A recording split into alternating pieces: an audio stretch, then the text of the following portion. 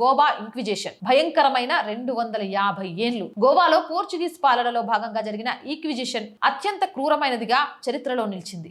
1560లో ప్రారంభమైన ఈ వ్యవస్థ సుమారు 250 ఏళ్ల పాటు కొనసాగింది. ఈక్విజిషన్ ఒక నరకం. సెయింట్ ఫ్రాన్సిస్ జేవియర్ విజ్ఞప్తి మేరకు పోర్చుగీస్ రాజు ఈ వ్యవస్థలో గోవాను ప్రవేశపెట్టారు. మతాధికారులే న్యాయమూర్తులుగా వ్యవహరిస్తూ ఇష్టారీతిగా అతి క్రూరమైన తీర్పులు ఇచ్చేవారు. క్రైస్తవ మతంలోకి మారిన తర్వాత ఆ విధానాలు నచ్చక తమ పాత హిందూ సాంప్రదాయాలను పాటించే వ్యక్తులు తమకు నచ్చని వారిపై మంత్ర విద్యలు చేస్తున్నారని నెపం వేయడం, ఈ క్రమంలో మహిళలపై మంత్రగత్తెలు అనే ముద్ర వేయడం ప్రధానంగా జరిగేవి. క్రైస్తవంలోకి మారిన తర్వాత కూడా హిందువులు ఎవరైనా ఆ విధానాలు నచ్చక తులసి మొక్కను పూజించినా, నుదుటిన బొట్టు పెట్టుకున్నా, లేదా వారింట్లో తులసి మొక్క ఉండడం, శాకాహారం తినడం లేదా శుభకార్యాల్లో ఒక్కలు ఆకులు వాడటం కూడా నేరంగా పరిగణించేవారు. పాత గోవాలో శాంతో అఫీసియో అనే పెద్ద భవనం ఉండేది. ఇందులో వందలాది చీకటి గదులు ఉండేవి. అక్కడ మహిళలను బంధించి నేరం ఒప్పుకోమని పెట్టేవారు. శిక్షలను కేవలం రహస్యంగా కాకుండా ప్రజలందరినీ పిలిచి పెద్ద వేడుకలా నిర్వహించేవారు. పసుపు రంగు దుస్తువులు వేసి చేతిలో కొవ్వొత్తులు ఇచ్చి ఊరేగించి చివరికి మంటల్లో కాల్చేవారు. ఇది కేవలం మత విశ్వాసం కాదు, ఒక సంస్కృతిని తుడిచివేసే ప్రయత్నం.